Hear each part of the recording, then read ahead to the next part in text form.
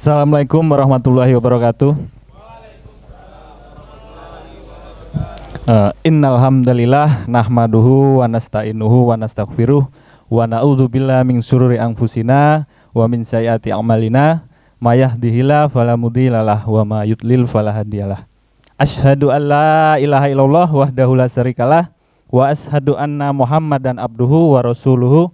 Allahumma sholli wa sallim ala sayyidina wa maulana Muhammad wa ala ali sayyidina Muhammad. Wa qala rabbi shrah li sadri wa yassir li amri wahlul 'uqdatam min lisani yafqahu qauli, amma ba'du. Alhamdulillah, puji dan syukur marilah kita panjatkan atas kehadirat Allah Subhanahu wa taala yang sehingga pada malam hari ini kita masih diberikan beribu nikmat. Di antara nikmat itu ialah nikmat iman dan nikmat sehat.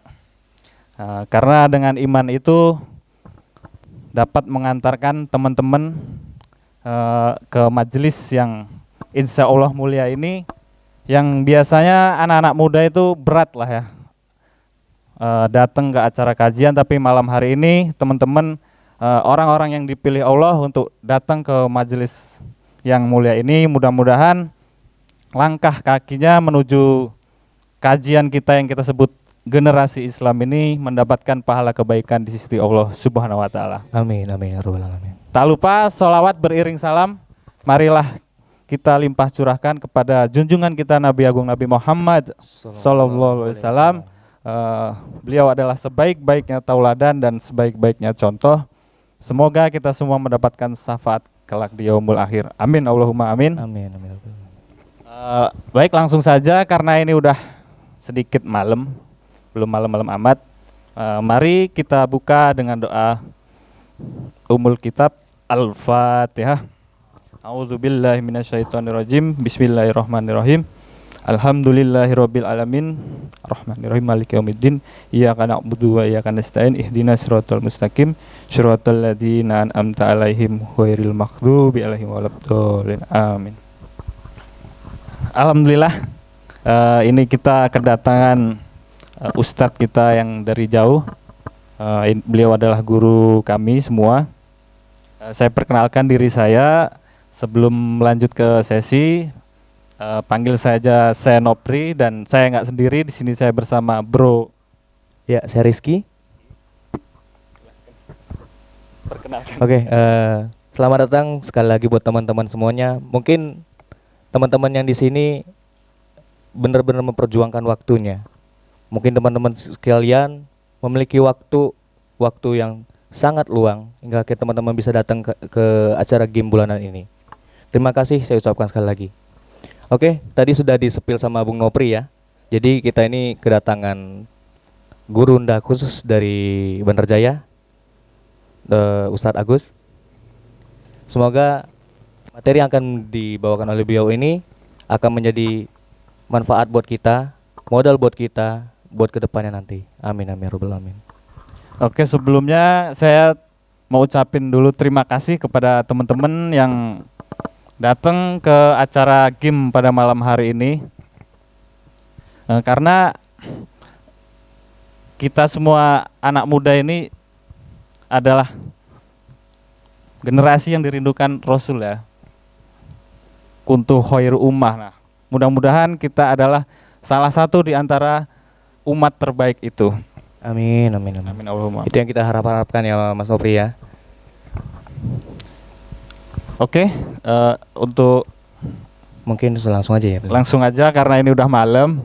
Nanti biar kita bisa panjang ngobrolnya, bisa tanya jawab, bisa main game karena kita bakal seru-seruan. Langsung saja gurunda kita. Ya, kepada Ustadz Agus. Kepada Ustadz Agus. Waktu dan tempat kami persilakan. Bismillahirrahmanirrahim. Assalamualaikum warahmatullahi wabarakatuh. Alhamdulillah, alhamdulillahirabbil alamin. Alhamdulillahillazi anzala sakinata fi qulubihil mu'minin liyazdadu imanan ma'a imanihim. Asyhadu an la ilaha illallah wahdahu la syarikalah wa asyhadu anna Muhammadan abduhu wa rasuluhu la nabiyya wa la rasula ba'dah. Allahumma salli ala Muhammad wa ala ali Muhammad. Qala Allah Ta'ala fi kitabihil karim, a'udzu billahi minasyaitonir rajim. Bismillahirrahmanirrahim. Ya ayyuhalladzina amanu taqullaha haqqa tuqatih wa la tamutunna illa wa antum muslimun. Shadaqallahul adzim. Teman-teman sekalian yang dimuliakan oleh Allah, alhamdulillah bersyukur kita kepada Allah Subhanahu wa taala di malam yang mulia ini, di hari yang mulia, satu di antara 4 bulan haram. Kita sekarang ada di bulan apa? Bulan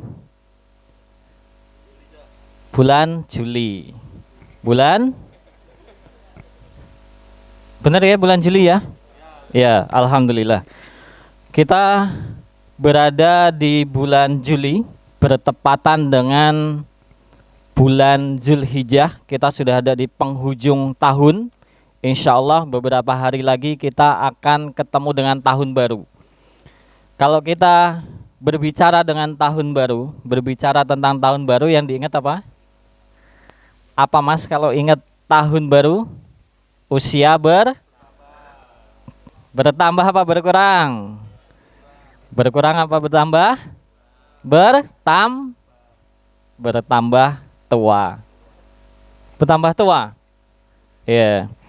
Teman-teman sekalian yang dimuliakan oleh Allah, ada yang usianya di atas 40 tahun? Boleh angkat tangan? Di atas 40 tahun? Tidak ada. Di atas 30 tahun, boleh angkat tangan? 1, 2, 3, 4, 5, 6, 7, 8. Sisanya di bawah 30 tahun ya? Ya, Masya Allah, alhamdulillah. Teman-teman sekalian yang dimuliakan oleh Allah, jadi saya datang ke sini bukan pengen ngajarin jenengan semua, enggak. Insya Allah kita seumuran, beda sedikit. Saya pengen berbicara tentang pemuda, jadi saya tidak ngajarin jenengan, saya cuman pengen cerita. Boleh ya cerita? Boleh. Tapi slide-nya agak panjang, sekitar 40 slide. Boleh? Ceritanya 40 slide. Boleh ya? Boleh. Ada yang masih pengen mainan handphone, boleh? Ada yang masih pengen mainan? Nggak ada. Ya. Jadi kita pengen cerita. Kalau saya tanya boleh nggak dijawab? Dijawab? Ya. Teman-teman sekalian yang dimuliakan oleh Allah, saya pengen cerita tentang pemuda. Pemuda tetapi tidak sembarang pemuda. Pemuda apa? Pemuda mulia. Ini jenengan bukan ini? Bukan? Serius? Iya. Ya, teman-teman sekalian yang dimuliakan oleh Allah, saya pengen cerita tentang pemuda dan ini bukan sembarang pemuda. Insya Allah di penghujung tahun ini, kalau di surat At-Taubah, itu Allah Subhanahu wa Ta'ala jelaskan, di sisi Allah, bulan itu dalam 1 tahun ada berapa? 1 tahun ada berapa bulan? Ada 12 bulan. Hitungannya Allah juga 12 bulan. Di antara 12 bulan ada 4 bulan yang dimuliakan. Salah satunya adalah Zulhijjah. Bahkan di awal-awal bulan Zulhijjah, Rasulullah SAW pernah menyebutkan begini. Tidak ada amalan yang lebih Allah Subhanahu wa Ta'ala cintai melebihi amalan yang dilakukan di 10 hari pertama bulan Zulhijjah. Kemudian sahabat tanya, ya Rasulullah, apakah tidak juga jihad? Apa jawab Rasul? Tidak juga jihad. Maknanya apa? Amalan yang dilakukan di 10 hari pertama bulan Zulhijjah itu lebih Allah cintai daripada jihad. Kemudian Rasul lanjutkan, kecuali kata Rasul. Kecuali apa? Kecuali dia pergi dengan membawa seluruh hartanya dan semuanya tidak ada yang kembali. Artinya dia syahid dan seluruh hartanya habis. Maka itu baru setara dengan amalan yang dilakukan di 10 hari pertama bulan Zulhijjah. Insya Allah kita sudah ada di penghujung bulan Zulhijjah, kita dapat kemuliaannya. Amin. Teman-teman sekalian yang dimuliakan oleh Allah, kita akan bicara tentang pemuda, tetapi pemuda tidak sembarang pemuda.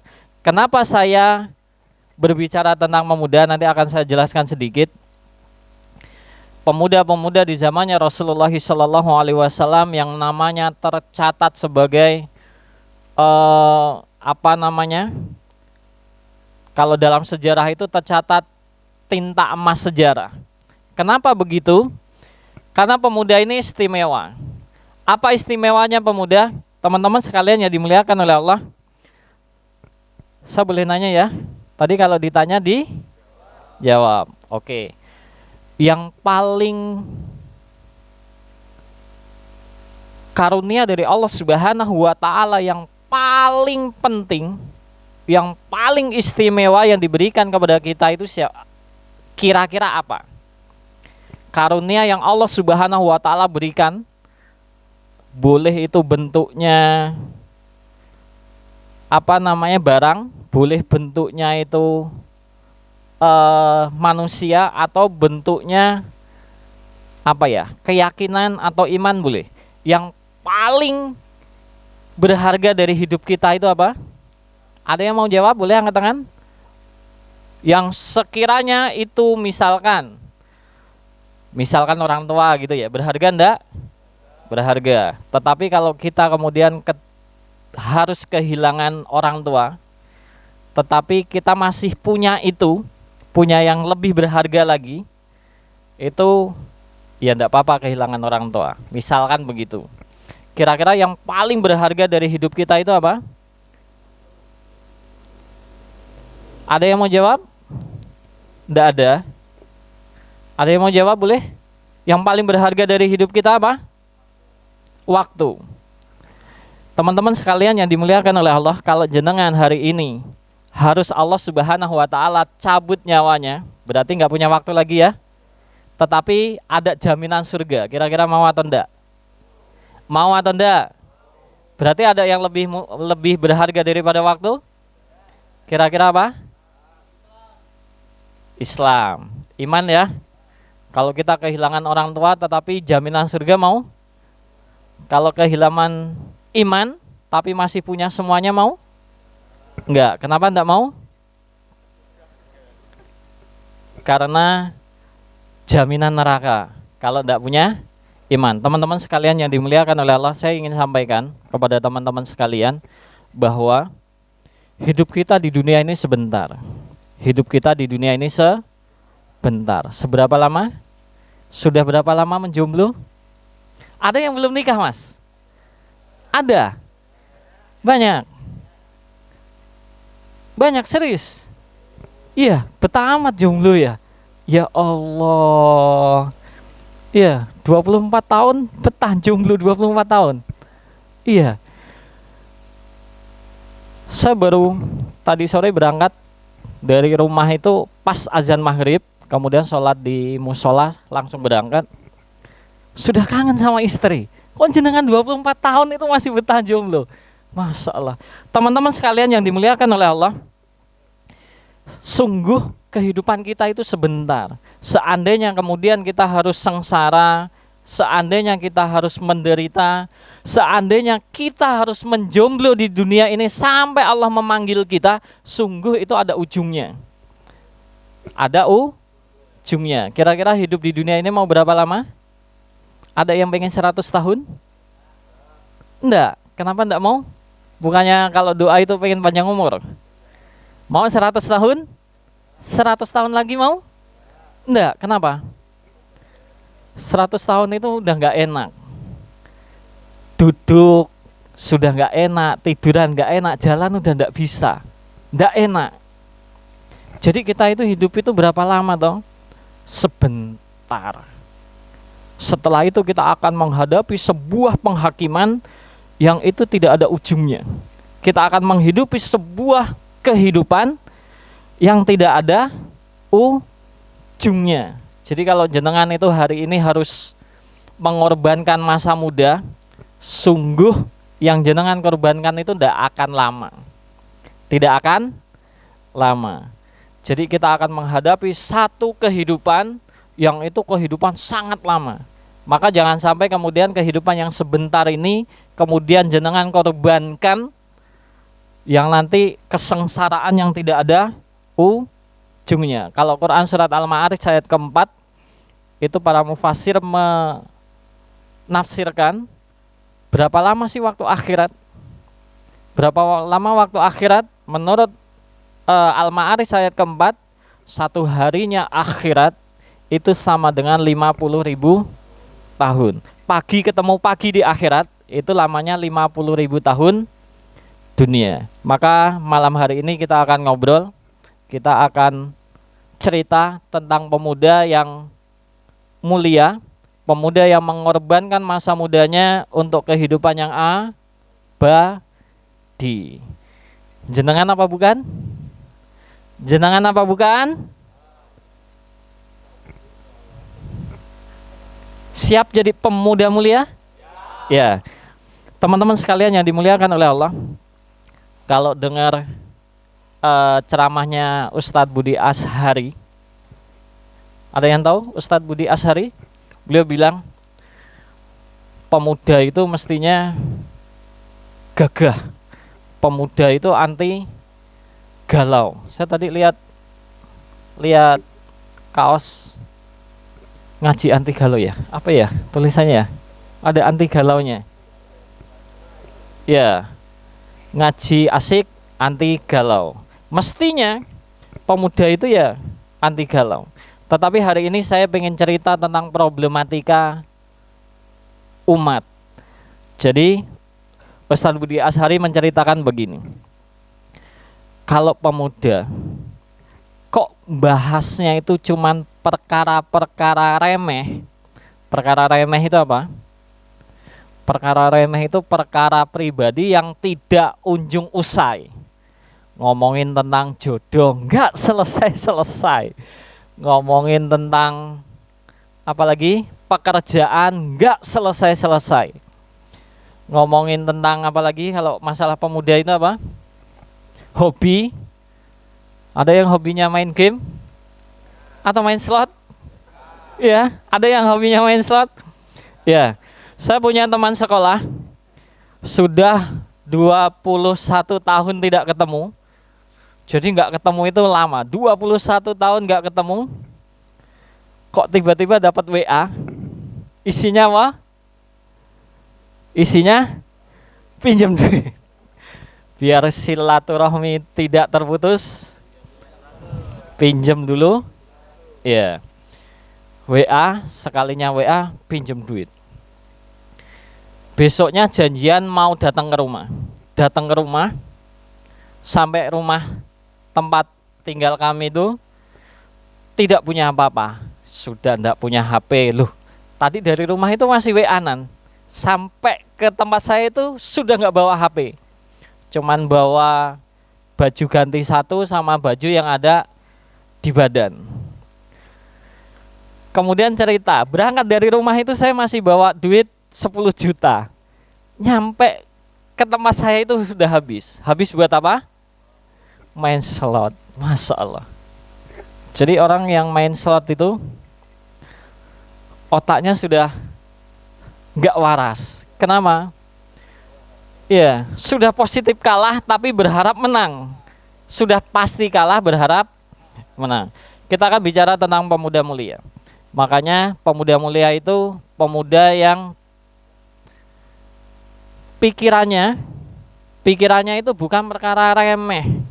Perkara remeh itu apa? Tadi sudah saya sampaikan, perkara remeh itu apa? Perkara pribadi yang enggak kunjung usai. Maka para pemuda itu mestinya mikirin apa kalau enggak boleh mikirin pribadi? Mikirin apa? Pemuda itu mestinya mikirin umat. Maka saya senang banget pakai kaos ini. Isinya apa? Dibaca? Bisnis ngaji dakwah gaspol. Jadi saya pengen punya impian bareng sama istri. Punya impian. Yang belum punya istri silahkan mimpi dulu. Ya. Jadi saya punya impian bareng sama istri, punya satu usaha. Kemudian kerjaannya itu bukan ngurusin bisnis. Pengen punya usaha, tapi kerjaannya nggak ngurusin usaha. Kerjaannya apa? Kerjaannya dakwah. Jadi kalau jenengan tanya sama saya, Ustaz kerjaannya apa? Kerjaannya dakwah, sambilannya jualan. Sambilannya jualan. Jadi kalau jenengan butuh saya, kira-kira butuh dipanggil, insya Allah bakal datang. Kenapa? Karena kerjaannya jalan-jalan. Jadi sambilannya itu apa? Jualan itu sambilannya. Teman-teman sekalian yang dimuliakan oleh Allah, kita akan bicara tentang problematika umat. Ini saya bahas sedikit. Nanti solusinya tanya sama yang ngajak jenengan datang ke sini. Saya cuman pengen mengabarkan tentang problematikanya. Solusinya apa? Solusinya tanya sama yang ngajak. Tadi ke sini ada yang ngajak? Ya. Teman-teman sekalian yang dimuliakan oleh Allah. Kok nggak jalan?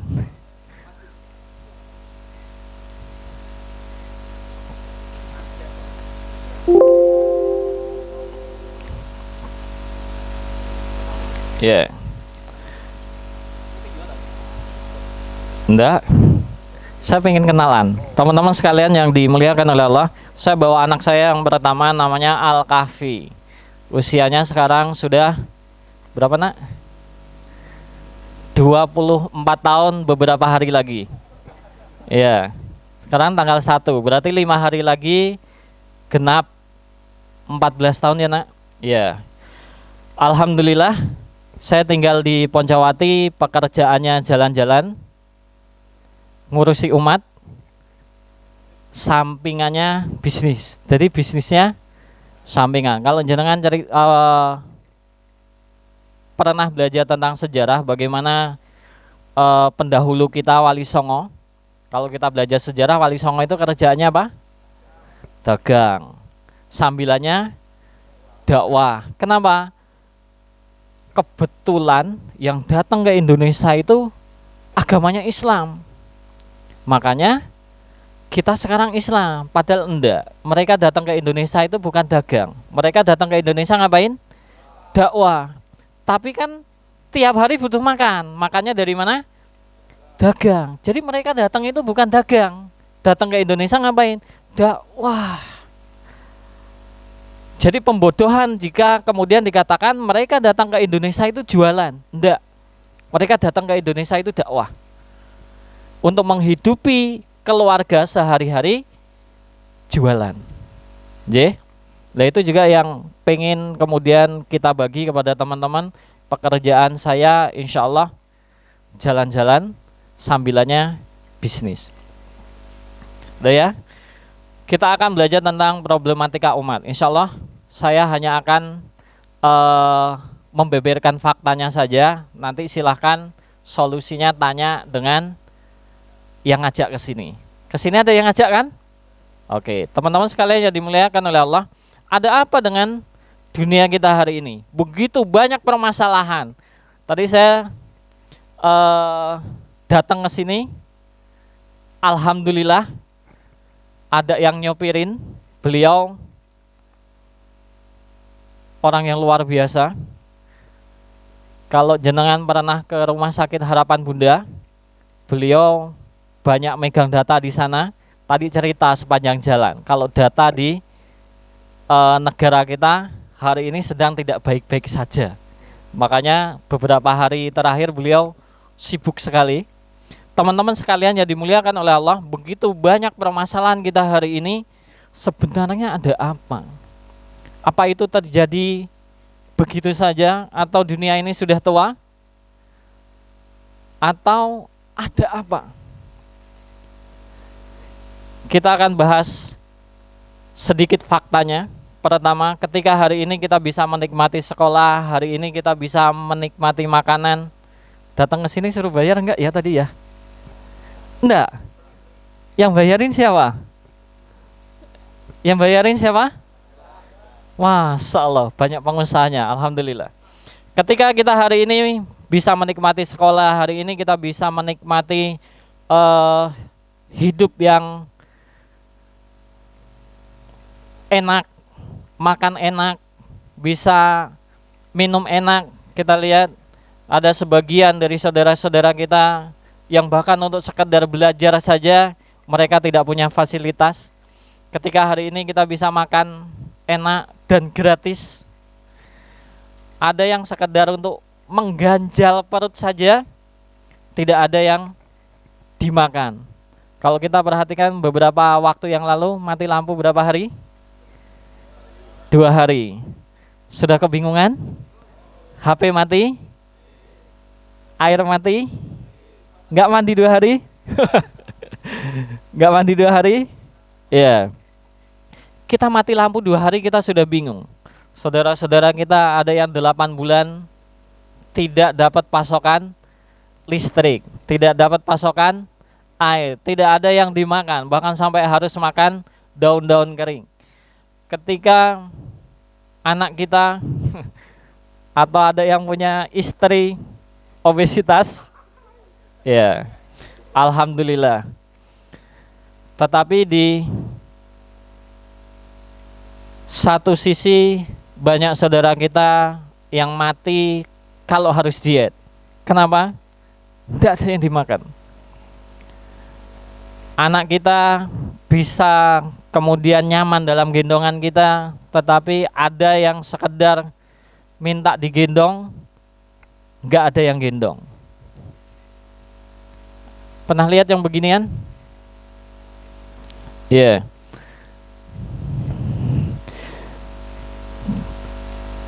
Anak saya minggu kemarin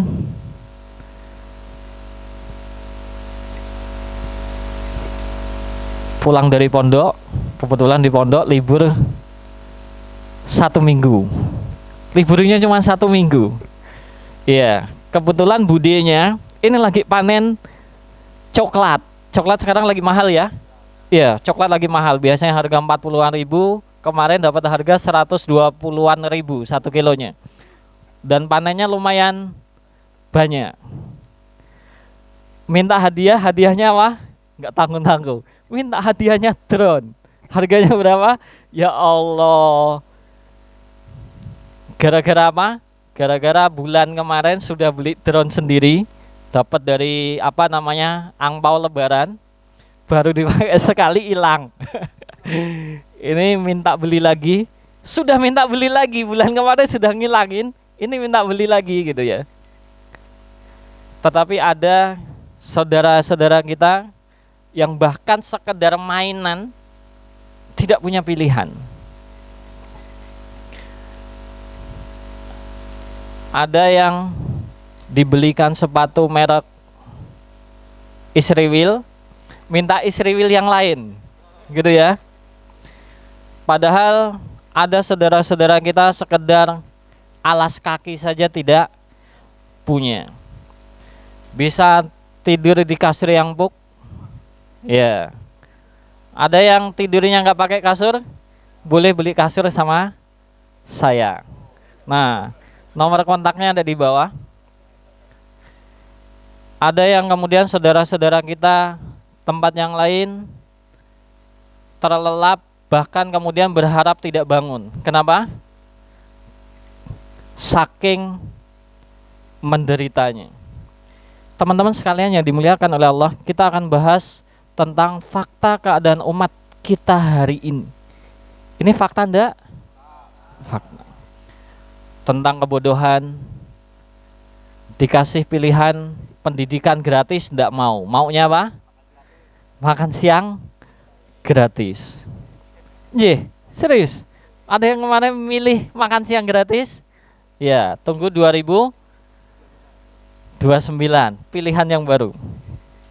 Kalau janjinya bohong, besok janji lagi. Kemiskinan, nanti akan kita lihat kemiskinan Indonesia seperti apa. Kemaksiatan, dijajah, terpecah belah.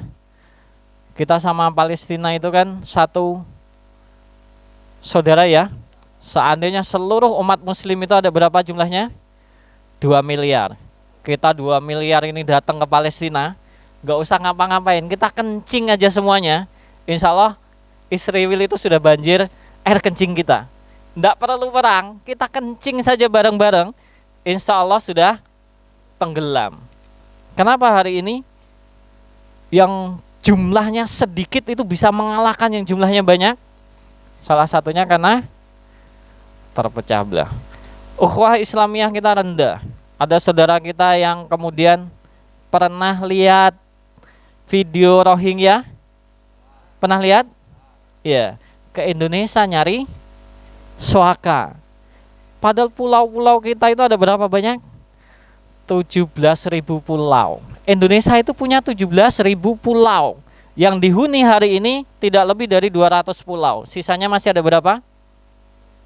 Iya, mereka datang ke Indonesia itu suruh pulang.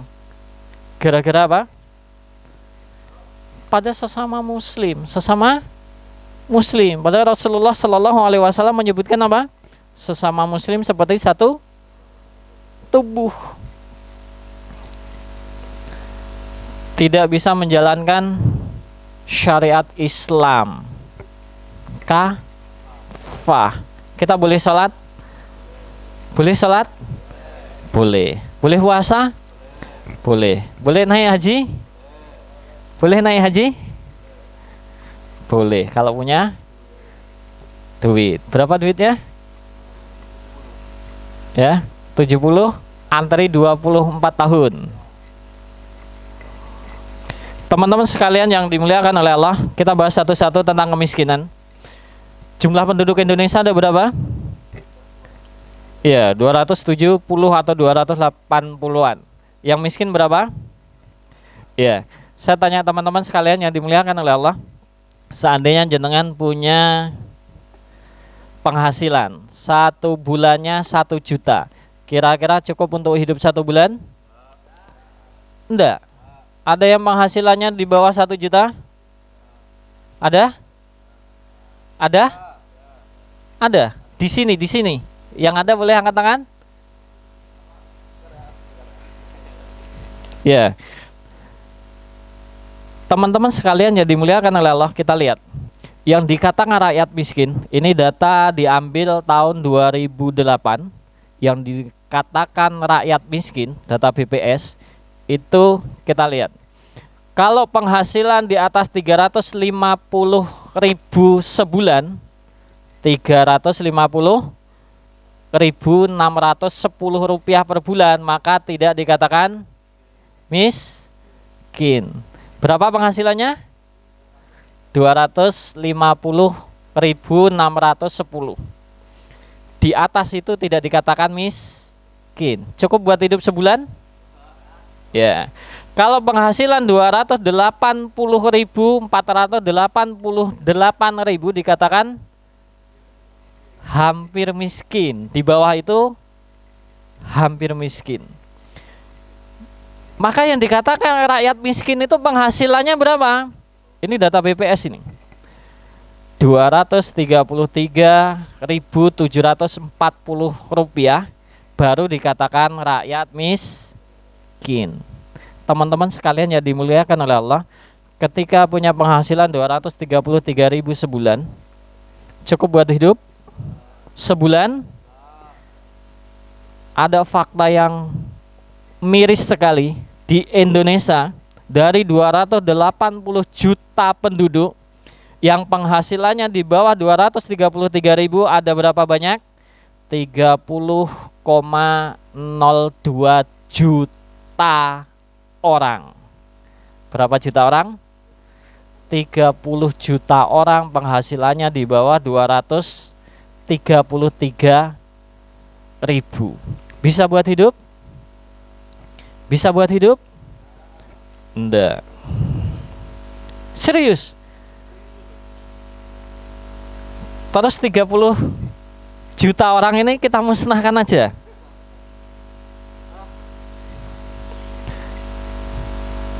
Lanjut.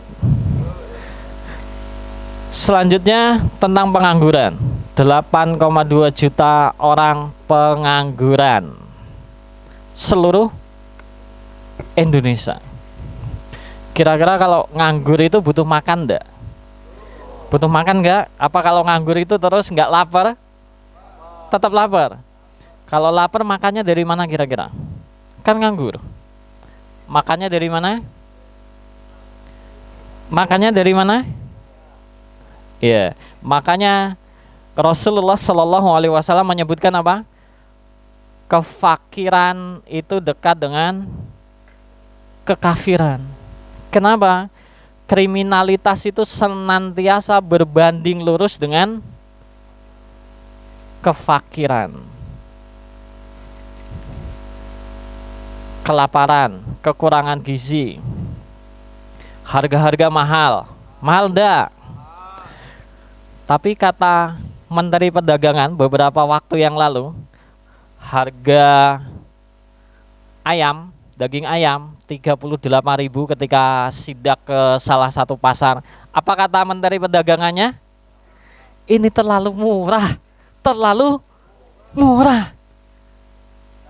Iya, mungkin standarnya bukan standar yang tadi. Penghasilan 233, tetapi standarnya penghasilan menteri. Yang ngomong menteri. Pendidikan mahal. UKT terendah berapa kalau di Unida? Ya. Kriminalitas. Pernah lihat yang beginian?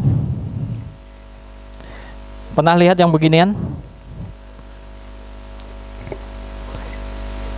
2,6 juta per tahun. 30%-nya dilakukan usia 15 sampai 24 tahun. Ini 2011. Ini yang tercatat. Ini yang kasusnya terangkat, yang enggak. Ya, saya punya teman spesialis kandungan di Tulang Bawang Barat. Beliau cerita, setiap pekan minimal itu sekitar 5 sampai 7 orang yang minta visum. Minta visum. Itu yang minta visum, yang enggak. Ya. Itu baru di Tubaba yang sama dia. Ketergantungan pemerintah. Teman-teman sekalian yang dimuliakan oleh Allah, ini utangnya siapa ini? Ya. Padahal di waktu yang sama, Indonesia itu punya kekayaan yang sangat melimpah.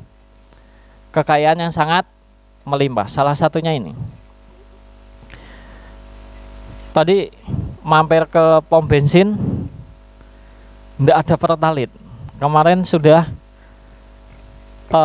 premium dihilangkan, pertalite ini juga mau dihilangkan. Diganti dengan Pertamax.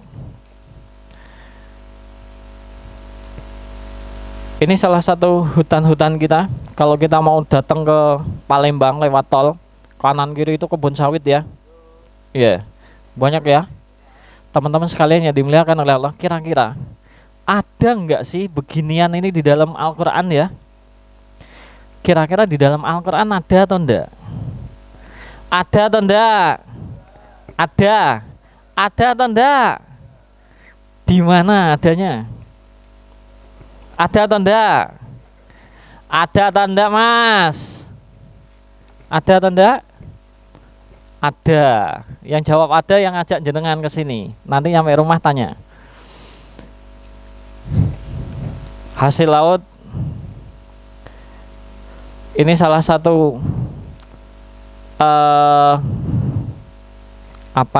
sesuatu yang bikin darah kita harusnya mendidih, tapi seringnya kita baik-baik saja, nggak merasakan. Teman-teman sekalian yang dimuliakan oleh Allah, inilah wajah umat Islam hari ini. Dalam bidang politik, setiap 5 tahun kita selalu diiming-imingi dengan apa? Dengan janji. Setiap 5 tahun mula kita tertipu. Dulu 2019 saya ketemu dengan salah satu tokoh di kampung saya, datang ke mada saya. Beliau cerita begini, Ustadz, biasanya saya itu tidak mau milih, Tapi kali ini saya harus milih. Loh, kenapa? Saya tanya. Nah. Karena ini urusan akidah. Urusan apa? Akidah. Ini antara hidup dan mati. Antara iman dan apa? Lawannya iman apa? Ya. Beberapa tahun kemudian koalisi. Lah itu setiap 5 tahun kita diiming-imingi janji, setiap 5 tahun kita sudahlah dibohongi, ya mau dibohongin. Ekonomi dominasi oleh kapitalis global.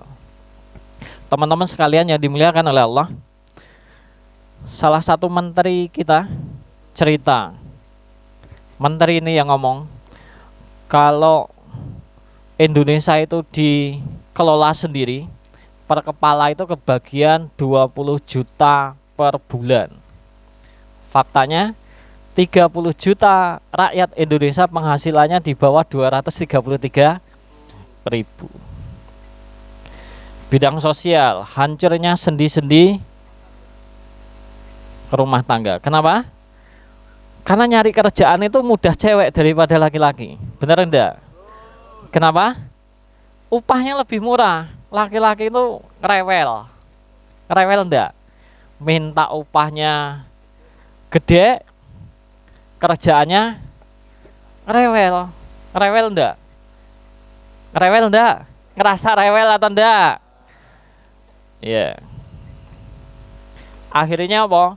Perempuan yang suruh kerja. Kalau yang sudah nikah kerja, istrinya kerja berangkat pagi, pulang malam. Nyampe malam harus masak. Malam disenggol suaminya, aku iki kesel, ngerti ora aku kesel. Akhirnya ribut. Nggih enggak? Ya, yang istrinya kerja. Ada yang istrinya kerja? Ya. Pendidikan mahal. Mahal jadinya apa? Iya, iptek hanya menjadi konsumen. Bidang hukum tidak ada kepastian hukum. Pernah dengar kasus korupsi 271 triliun? Kapan? Iya. Sekarang? Sekarang? Hilang. Bisa hilang? Iya. Om Jin aja bingung. Iya. Pernah lihat iklan Om Jin? Ya. Teman-teman sekalian yang dimuliakan oleh Allah, inilah wajah umat Islam hari ini. Kalau kita lihat ganteng-ganteng ya, aslinya begini aslinya. Ini lagi pakai topeng ini. Ya. Teman-teman sekalian yang dimuliakan oleh Allah, sebenarnya ada apa dengan dunia kita? Ada apa dengan dunia kita? Apakah kemudian permasalahan-permasalahan ini berdiri masing-masing? Atau ini ada keterkaitan? Masalah yang satu dengan masalah yang lain ini sebenarnya satu kesatuan. Sebenarnya apa toh masalahnya? Teman-teman sekalian yang dimuliakan oleh Allah, boleh pegang pundak sebelahnya, sebelah kanannya, boleh pegang? Boleh? Ada sebelah kanannya ada temannya enggak? Ada? Boleh pegang Mas? Pegang? Sebelah kanan pegang? Boleh pegang? Ditepuk-tepuk bentar Mas. Tepuk-tepuk. Tepuk-tepuk. Tepuk-tepuk. Tepuk-tepuk. Tepuk-tepuk. Ya. Ikutin kata-kata saya, saudaraku-saudaraku. Negara kita tidak sedang baik-baik saja. Baik-baik saja enggak? Ada yang ngerasa baik-baik saja? Kok bisa senyum-senyum ya? Enggak baik-baik saja bisa senyum-senyum. Teman-teman sekalian yang dimuliakan oleh Allah, siap menjadi pemuda mulia? Carane piye? Carane piye? Iya, teman-teman sekalian yang dimuliakan oleh Allah, saya ingin sampaikan di awal tadi saya sudah sampaikan bahwa kehidupan kita itu sebentar. Kehidupan kita itu sebentar. Paling lama berapa toh? Paling 60 tahun, kalau sekarang sudah 30 atau sekarang 20 tahun. kehidupan kita itu sebenarnya. Sayang banget kalau kehidupan yang sebentar ini kemudian habis begitu saja. Maka tidak ada pilihan bagi kita kecuali kemudian kita pergunakan waktu yang tersisa. Kita pergunakan waktu yang tersisa untuk kehidupan yang mulia. Jenengan mulia atau enggak? Ada yang di sini non-Islam? Boleh angkat tangan? Agamanya selain Islam boleh angkat tangan? Islam semua? Islam semua? Serius? Jangan-jangan ada yang nyamar. Teman-teman sekalian yang dimuliakan oleh Allah, kalau jenengan Islam, percaya kalau Allah Subhanahu wa taala itu Tuhan kita? Kalau Allah Subhanahu wa taala yang ngomong, percaya atau enggak? Percaya atau enggak? Ya, kalau saya yang ngomong boleh enggak percaya? Tadi yang data saya sampaikan, jenengan enggak percaya boleh, enggak apa-apa. Tapi kalau Allah Subhanahu wa taala yang ngomong, kok jenengan enggak percaya, wassalam. Saya ingin sampaikan satu predikat yang Allah Subhanahu wa taala langsung sampaikan. Predikatnya diberikan kepada siapa? Kepada jenengan. Sebuah ayat Quran surat Ali Imran ayat 110. Jangan-jangan ayatnya ini benar enggak ya? Jangan-jangan ini karangan saya. Nanti sampai rumah jenengan buka Ali Imran 110, bacaannya bukan ini, jangan-jangan. Nanti boleh dilihat. A'udzubillahi minasyaitonirrajim. Kuntum khaira ummatin ukhrijat linnas. Allah Subhanahu wa taala berikan predikat kepada jenengan semua apa? Kuntum khaira ummah. Kalian adalah umat terbaik.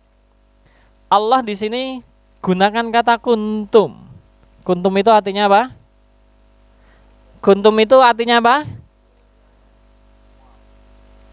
Artinya apa, Mas? Artinya kamu atau kalian. Kenapa Allah Subhanahu wa taala pakai kata kuntum? Jadi kalau saya ngomong sama jenengan kamu itu siapa?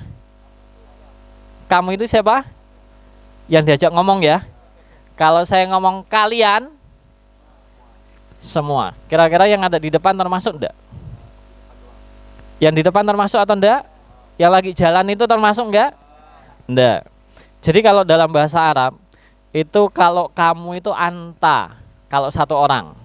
Kalau saya misal ngomong anta berarti satu orang yang diajak ngomong. Kalau antum berarti siapa? Jamak, banyak orang yang diajak ngomong. Kuntum itu juga kalian. Tapi kaliannya siapa?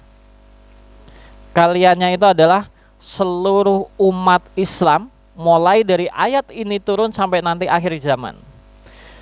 Allah sebut apa? Kuntum khaira ummatin ukhrijat linnas. Kalian umat Islam adalah umat terbaik yang pernah dilahirkan di tengah-tengah manusia. Siapa yang ngomong? Allah. Yang memberikan predikat siapa? Allah. Allah sampaikan kepada jenengan semua bahwa kalian adalah umat terbaik. Tapi kalau kita lihat fakta, ini kan Allah yang ngomong. Tapi kalau kita lihat fakta, tadi kita udah lihat faktanya, iya. Ada saudara kita di Palestina diusir sampai ke Rafah, mau keluar daripada Rafah ada tembok yang sangat tinggi. Padahal jumlah umat Islam lebih dari 2 miliar. 2 miliar itu datang ke Palestina, kita kencing aja banjir. Serius. Tetapi kenapa hari ini wilayah yang kecil gitu ya. Kalau kita lihat Gaza itu sekitar 365 km persegi. 365 km persegi, paling kalau di unit 2 itu sekitaran 1 kecamatan atau 2 kecamatan. Kalau di Banda Jaya itu sekitar 2 kecamatan. 2 kecamatan dalam kurun waktu 8 bulan dijatuhin bom tidak kurang dari 65.000 ton. Berarti berapa kilo? Berapa kilo? 65 juta kilo. Kebayang Mas? Kalau dijatuhin batu saja 65 juta kilo, kira-kira seperti apa? Nah ini enggak cuma batu, tapi bom. Dan beritanya sangat mudah untuk kita saksikan. Bisa kita saksikan? Iya. Mereka itu membantai umat Islam itu live. Kita bisa lihat. Dan kita nggak bisa ngapa-ngapain. Itu faktanya. Tapi Allah Subhanahu wa Ta'ala katakan apa? Kuntum khaira ummah. Kira-kira Allah keliru ndak ini? Ngasih predikat ini keliru atau ndak? Ndak. Berarti yang keliru apanya? Kitanya. Keliru apa? Besok kalau tilawah Quran, ayat ini nggak usah dibaca, loncat dari 109 loncat 111, 110-nya nggak usah dibaca. Kenapa? Nggak relevan. Salah ini Allah ini ngasih ini. Salah atau enggak? Terus yang salah apanya? Teman-teman sekalian yang dimuliakan oleh Allah, ayatnya nggak berhenti. Nggak berhenti di sini saja. Tetapi ada lanjutannya. Apa lanjutannya? Ternyata untuk menjadi khairul ummah di tengah-tengah manusia itu ada syaratnya. Apa syaratnya? Ta'muruna bil ma'ruf wa tanhauna 'anil munkar wa tu'minuna billah. 3 syarat ini yang banyak hari ini tidak dijalankan. Makanya gelar khairul ummah secara fakta itu tidak bisa kita rasakan. Mengajak kepada yang ma'ruf. Kalau ngajakin, yuk ngajak ngaji. Lah, canom kok ngaji. Ngaji mengko nek wis tuwa, nek wis siap mati. Dijak tobat. Lah, mengko masih ada waktu panjang. Nah, ini kekeliruan kita hari ini. Kenapa? Banyak kita hari ini sering memaklumi. Kalau misalkan ada anak-anak geng motor nakal, misal gitu ya. Kalau di Bandar Jaya, salah satu ketuanya ada di sini, ada geng motor Mas. Tapi kerjaannya apa? Kerjaannya sholat subuh bareng setiap Ahad. Setiap Ahad pagi sholat subuh bareng, motoran, ya geng motor juga. Teman-teman sekalian yang dimuliakan oleh Allah, kita hari ini sering memaklumi kemaksiatan. Yo isi nom wajar. Sering begitu? Iya, padahal itu tidak wajar. Kenapa? Ketika seseorang sudah masuk usia balik, maka sudah kena taklif hukum, sudah dihitung. Saya sampaikan anak saya usia 14 tahun. Nak, sudah balik. Sudah Bi. Kapan? Barusan kemarin. Kemarin mati lampu 2 hari. 2 hari mati lampu. Jadi ada momennya apa? Mati lampu 2 hari. Enggak tahu. Pagi-pagi kok mimpi. Lah kamu mandi enggak? Mandi. Berarti mulai saat itu kamu sudah kena taklif hukum. Lanjutan usianya berapa? Ada yang belum balik. Jangan-jangan muka-mukanya aja, muka-muka tua ini belum balik. Iya, kalau sudah merasa balik maka sudah kena taklif hukum, maka nggak ada pewajaran, itu nggak ada maksiat. Nggak boleh dikatakan kemudian ya wajar masih muda, enggak. Maka akan saya perlihatkan contohnya. Teman-teman sekalian yang dimuliakan oleh Allah, maka kalau kita hari ini pengen menjadi umat terbaik, pengen jadi umat terbaik Mas? Pengen? Ya. Kalau pengen jadi umat terbaik, maka kita harus siap. Siap apa? Siap menanggung satu beban. Maka enggak boleh letoy lagi cuman gara-gara cinta gitu ya. Bunuh diri, ada yang pengen bunuh diri? Ada? Iya. Gara-gara urusan perempuan, ta'aruf ditolak. Ada yang ta'aruf ditolak? Iya. Pengen seolah-olah dunia runtuh gitu. Iya, remeh banget. Remeh banget. Maka kalau mau jadi umat yang terbaik, siap. Nggak boleh lagi kemudian kita hanya memikirkan urusan-urusan pribadi yang itu juga gak ujung usai. Ya memang urusan pribadi itu gak akan ada selesainya. Kalau mati selesai urusan pribadi, tinggal pertanggungjawaban. Selama kita masih hidup itu masalah gak bakal selesai. Ya udah dijalanin aja. Urusan umat tetap diurusi. Siap ngurusi umat? Siap ngurusin umat? Serius. Iya. Urusan dewe rampung-rampung ngurusi umat. Iya. Teman-teman sekalian yang dimuliakan oleh Allah, maka kita butuh pemuda yang siap untuk menanggung satu beban. Konsekuensinya apa? Kalau tadi yang ngomong siap itu berapa banyak ya?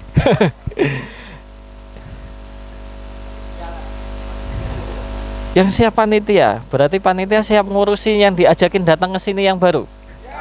Ya, teman-teman sekalian yang dimuliakan oleh Allah, kalau siap konsekuensinya apa? Yang pertama, kita butuh pemuda yang senantiasa memiliki himmah dan azimah yang tinggi dan mulia. Himmah itu apa? Himmah itu apa? Himmah itu cita-cita. Azimah apa? Azimah itu juga cita-cita. Ya. Maka kita butuh pemuda itu yang punya cita-cita, punya keinginan, punya tujuan. Yang tujuannya itu ndak remeh. Tujuannya ndak remeh. Kalau jenengan perhatikan ibundanya Muhammad Al-Fatih, usia sebelum balik itu senantiasa diajakin, kakek buyutnya itu pernah bikin benteng tinggi di depan Konstantinopel. Senantiasa diajak, diperlihatkan kokohnya benteng Konstantinopel. Kamu nanti yang mau naklukkan itu. Setiap pagi itu diajak oleh ibunya. Lah kok jenengan hari ini sudah 24 tahun yang dipikirkan apa? Menaklukkan si dia. Remeh banget. Remeh. Terlalu remeh.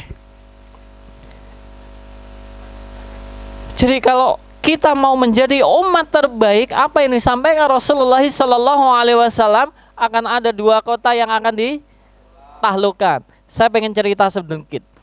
Ketika Rasulullah SAW pertama kali mengucapkan itu kapan? Ya, perang Ahzab, perang Khandaq. Jadi ceritanya Rasulullah SAW dan para sahabat itu kan tinggal di Madinah ya. Ketika setelah hijrah tinggal di Madinah, itu Rasulullah dapat kabar. Kabarnya dari siapa? Dari malaikat Jibril. Akan ada pasukan Ahzab. Ahzab itu artinya apa?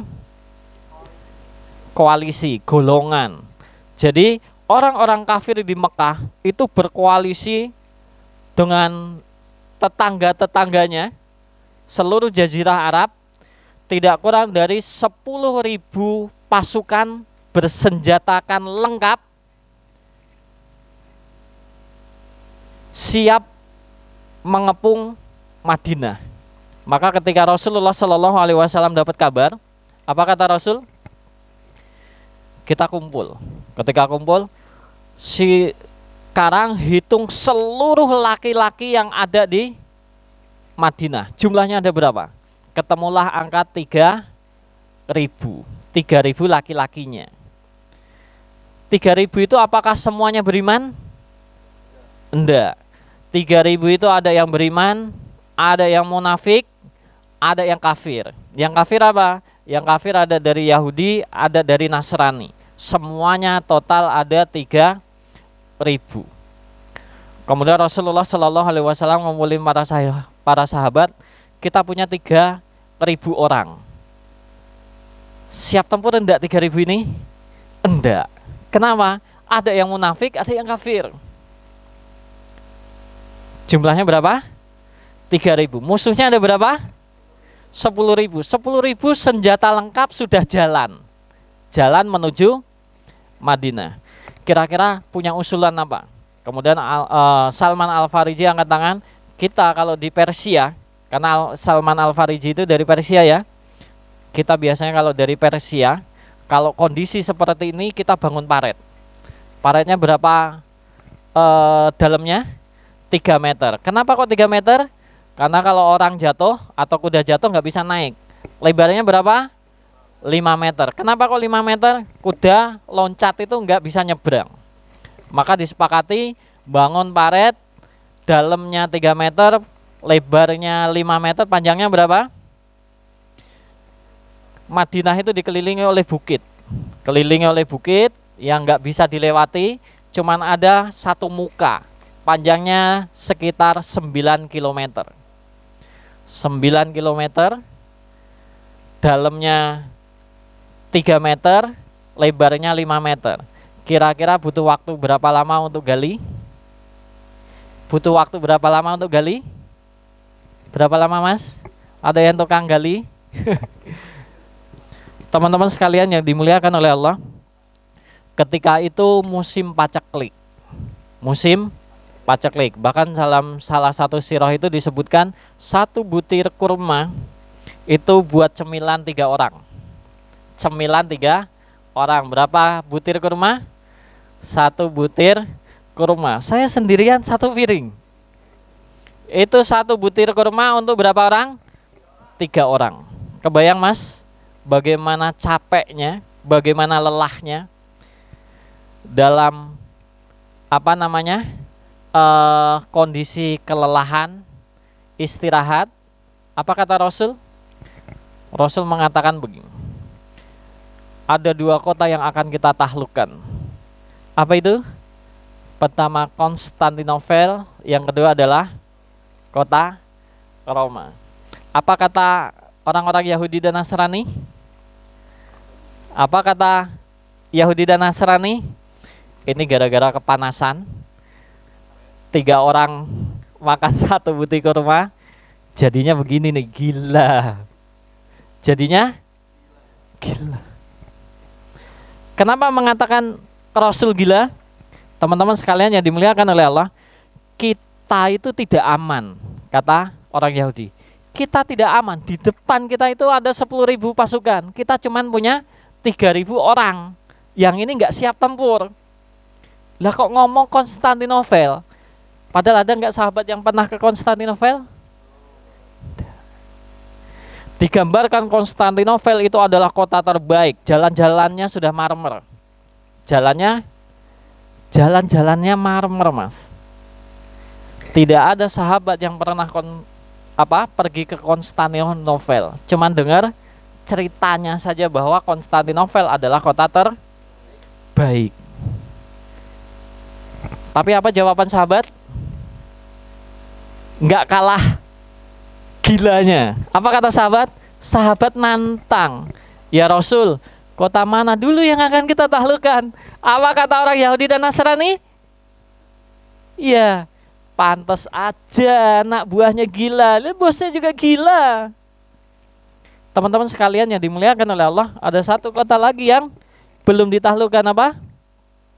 Roma. Hari ini ada sekumpulan para pemuda, yang hari-harinya galau, yang hari-harinya mikirin urusan pribadi dan gak selesai-selesai.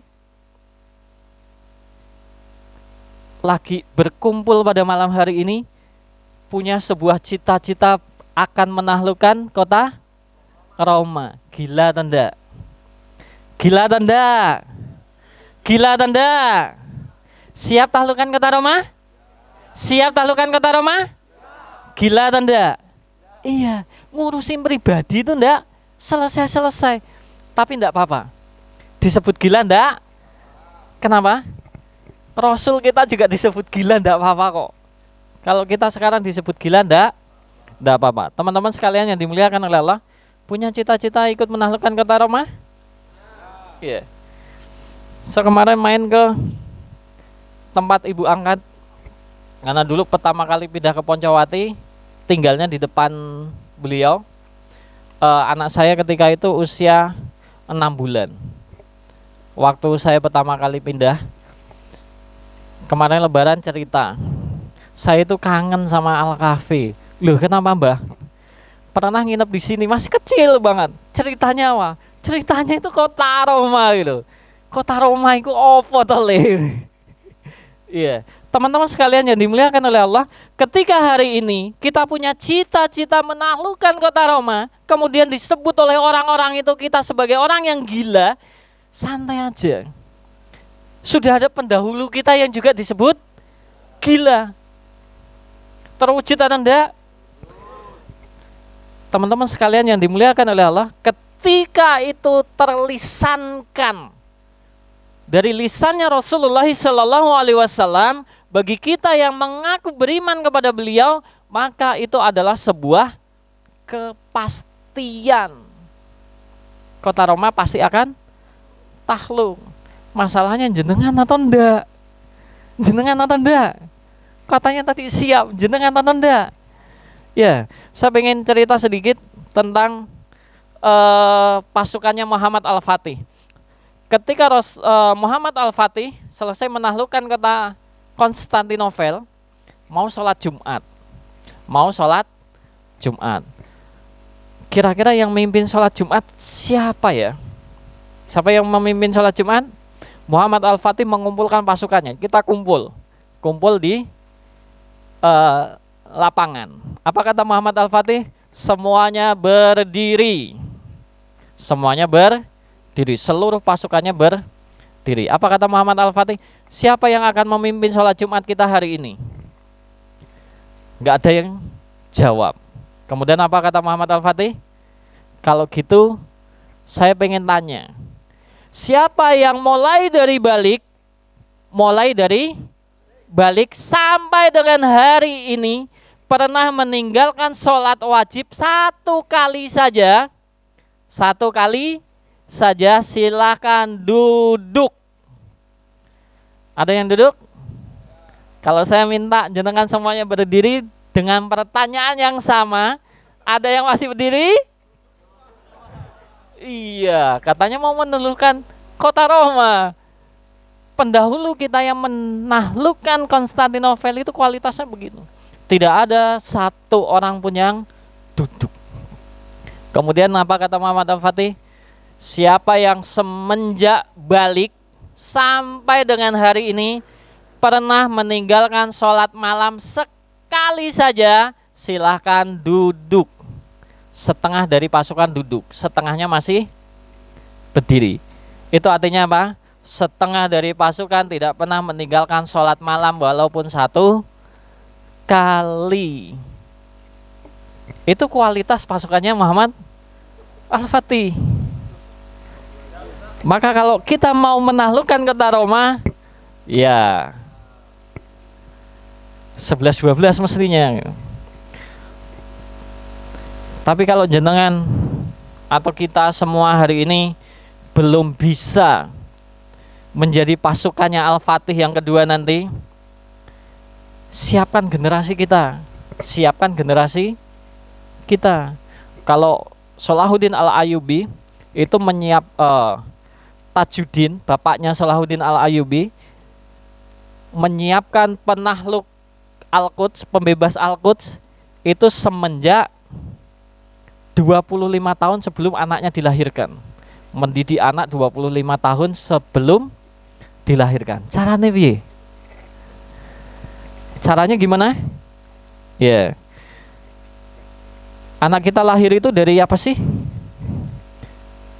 Anak kita lahir itu dari pertemuan apa? Sel sperma dengan sel telur. Sperma kita yang nanti akan membuahi sel telur istri kita yang bakal jadi anak kita itu terbuat atau tercipta dari makanan yang mana?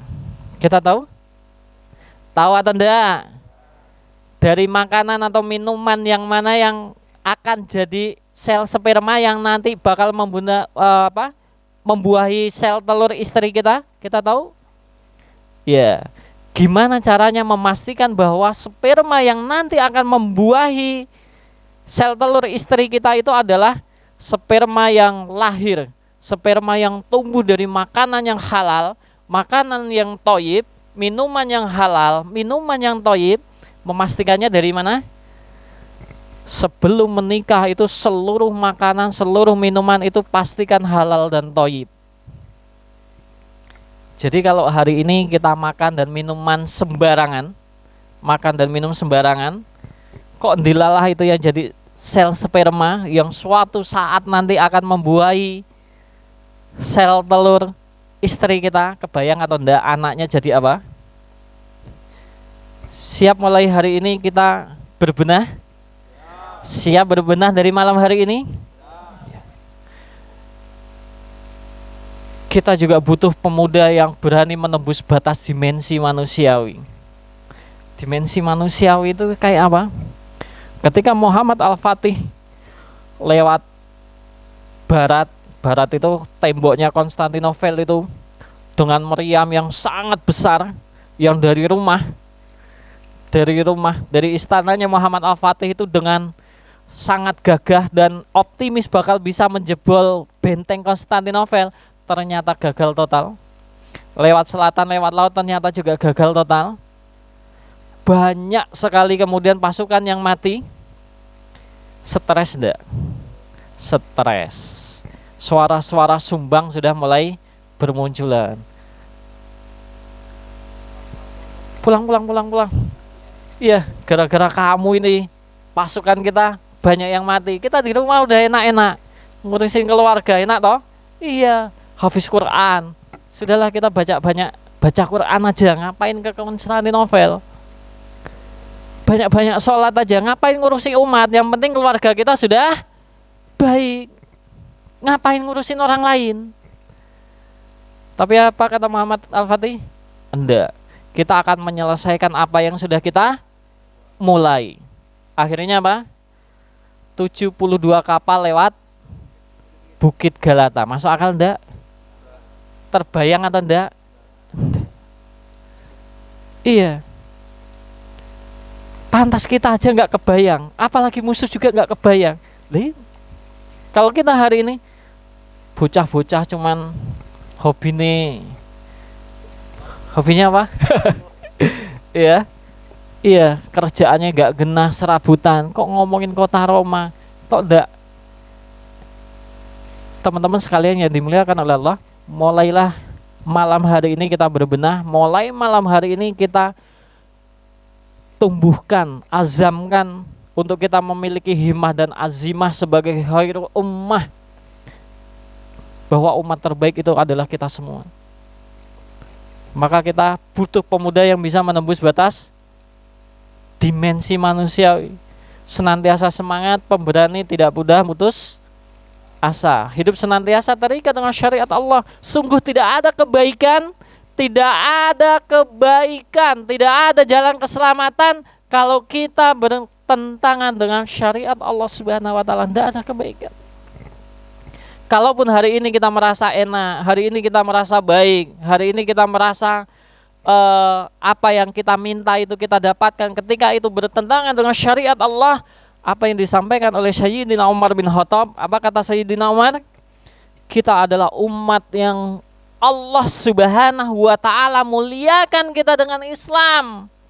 Maka kalau kita mencari kemuliaan selain daripada Islam, apa kata Sayyidina Umar bin Khattab? Allah pasti akan menghinakan kita. Pasti akan menghinakan kita. Kita hari ini hidup di tengah-tengah negeri yang begitu gemah rifah jenawi. Dulu nenek moyang kita menggelari negeri kita sebagai Zamrud Khatulistiwa. Hari ini kita cuma sekedar makan saja. Hari ini kita sekedar pengen ngambil sesuatu yang sebenarnya itu adalah milik kita, kita harus bayar. Sebenarnya kalau minum-minum apa namanya air kemasan itu harusnya nggak boleh beli. Kenapa nggak boleh beli? Kalau kita lihat Quran, kita buka hadis, itu adalah milik jenengan semua. Harusnya jenengan kalau datang ke POM itu nggak boleh beli, tinggal ambil aja. Kenapa tinggal ambil aja? Itu sebenarnya milik jenengan. Siapa yang ngomong? Quran. Siapa yang ngomong? Rasul. Dalam hadis itu milik jenengan. Baru tahu. Ya, besok tanya sama yang ngajak jenengan ke sini. Hidup harus senantiasa terikat dengan sunnah Allah. Teman-teman sekalian yang dimuliakan oleh Allah, ini nama-nama saya ambil dari kitab Daulah Islam. Sahabat Rasulullah Sallallahu Alaihi Wasallam, saya pengen sampaikan, sahabat Rasulullah Sallallahu Alaihi Wasallam, dari teman-teman dekatnya, sahabat-sahabat dekatnya, ada 36 sahabat dekat Rasulullah Sallallahu Alaihi Wasallam. 80%-nya adalah para pemuda. Silahkan lihat yang usianya di atas 40 tahun, ada berapa banyak? Berapa? Ada 2. Yang usianya di bawah 20 tahun ada berapa banyak? Ada berapa banyak? 20 tahun ke bawah?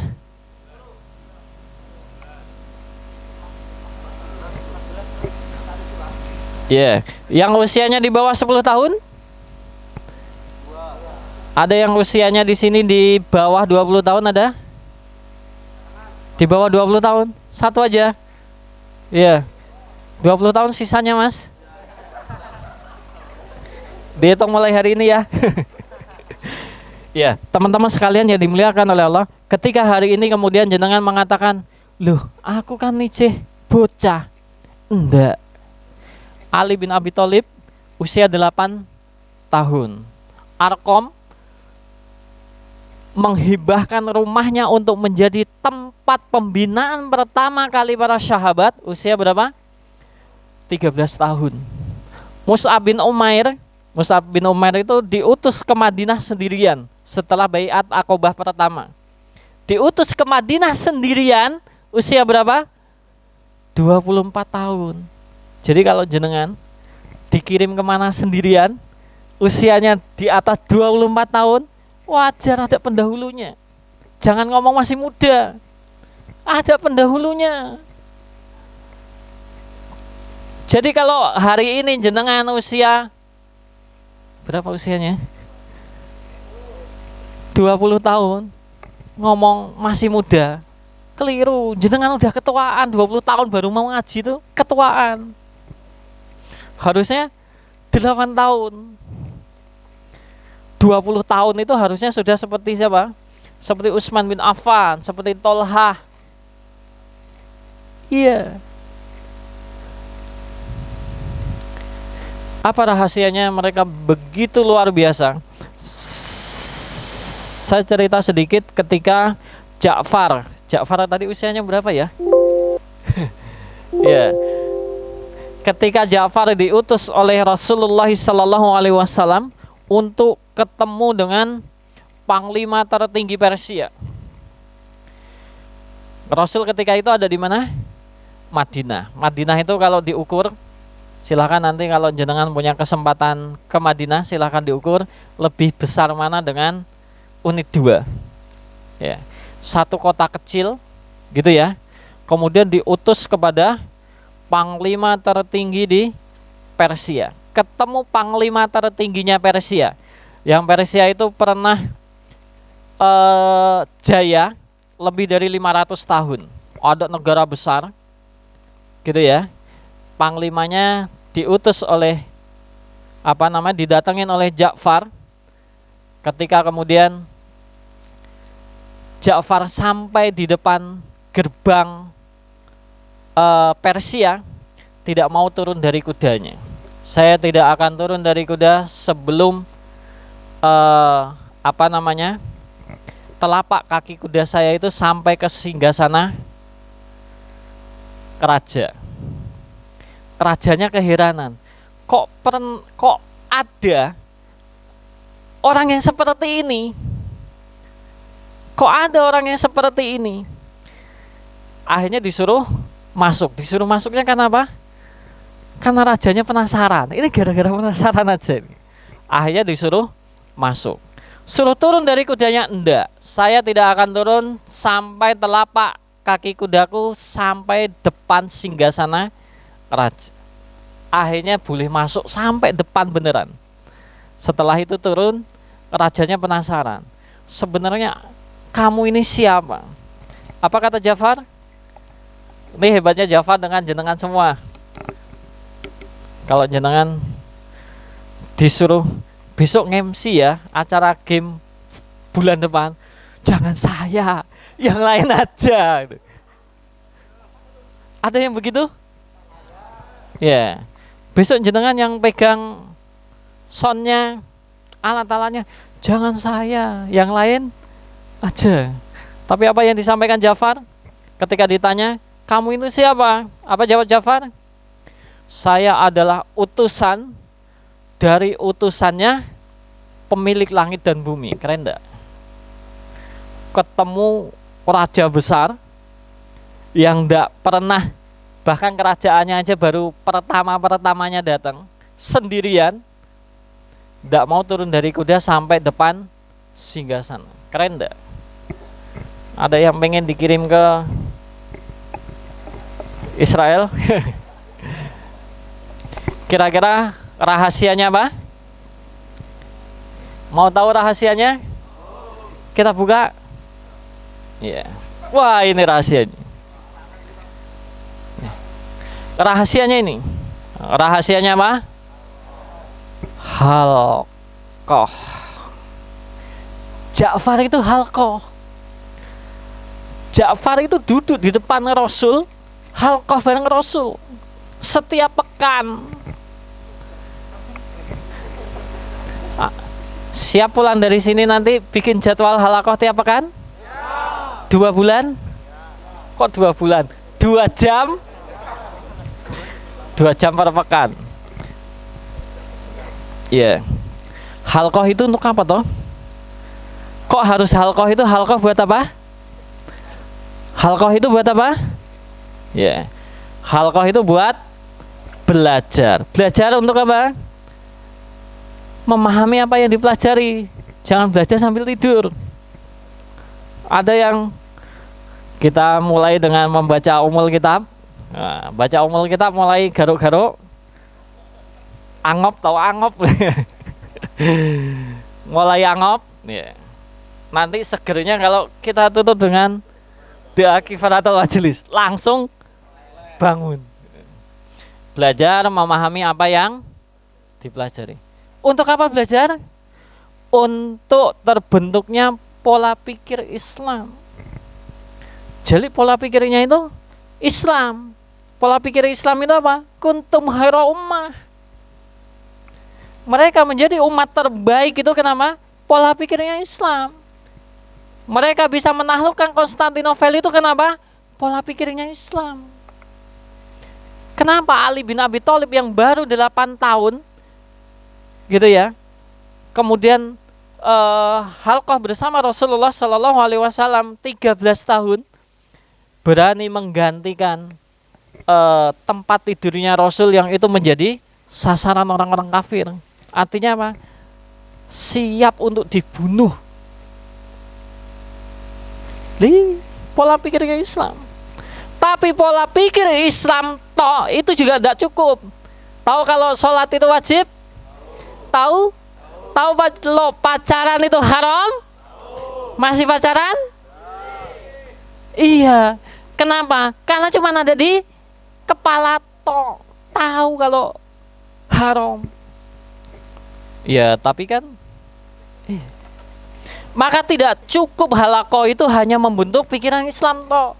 Halaqah itu harus kemudian apa yang dipelajari kemudian diimani.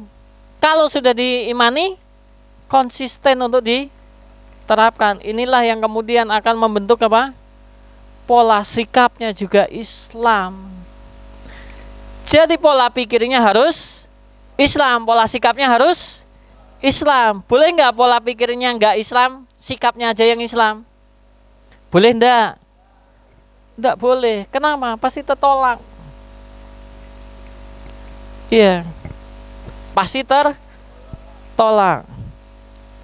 Contoh, sholat itu artinya apa?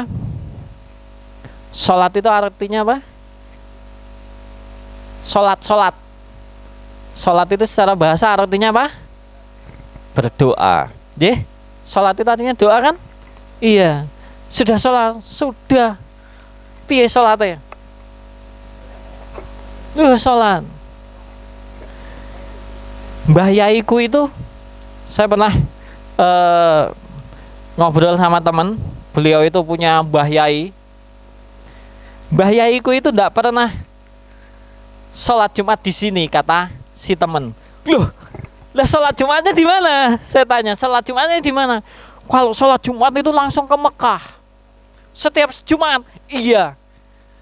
Dan jenengan taunya dari mana? Ya kan makomnya sudah makom makrifat. Makomnya apa? Makrifat. Kalau jam 11.30 itu langsung masuk kamar. Pindah ke Mekah. Saya tanya, keluar laginya jam berapa? Jam 1. Jam 1 kan selesai sholat Jumat. Loh, di Mekah kita jam 1, di Mekah jam? Kita jam 1, di Mekah jam berapa? Jam 9. Di Mekah sudah sholat Jumat? Belum. Lah sholat Jumatnya sama siapa di Mekah? Iya, pola pikirnya enggak Islam. Cuman perasaannya aja, merasa Islam. Boleh enggak? Iya, enggak boleh. Harus pola pikirnya Islam. Kalau pola pikirnya Islam, enggak boleh, itu cuman sekedar pengetahuan saja. Tahu sih kalau riba itu haram, tapi nek orang riba ya piye, mau membangun bisnis. Wah, riba kan mesti setitik, ora apa-apa. Yang penting kan saling ridho. Daripada sebelah itu enggak riba tapi ngapusi. Aku lu riba tapi enggak ngapusi. Bangga, haram bangga. Padahal diancam ashabun nar hum fiha khalidun. Mereka adalah penghuni-penghuni neraka, hum fiha khalidun, kekal di dalamnya. Lah kok bangga? Lah itu kita hari ini. Kenapa? Karena cuman jadi pengetahuan toh. Yang ngerti sih haram, tapi kan nah, rahasianya apa? Para sahabat itu menjadi sangat luar biasa. Rahasianya karena mereka berpola pikir Islam, pola sikapnya Islam. Itulah yang kemudian disebut sebagai saksiyah Islam, berkepribadian Islam. Kenal? Iya. Teman-teman sekalian yang dimuliakan oleh Allah, mudah-mudahan yang sedikit ini bermanfaat. Siap mulai hari ini kita berbenah? Siap berbenah? Siap menjadi pemuda mulia? Bersaksiah Islam. Apa tadi saksiah Islam? Apa itu kepribadian Islam?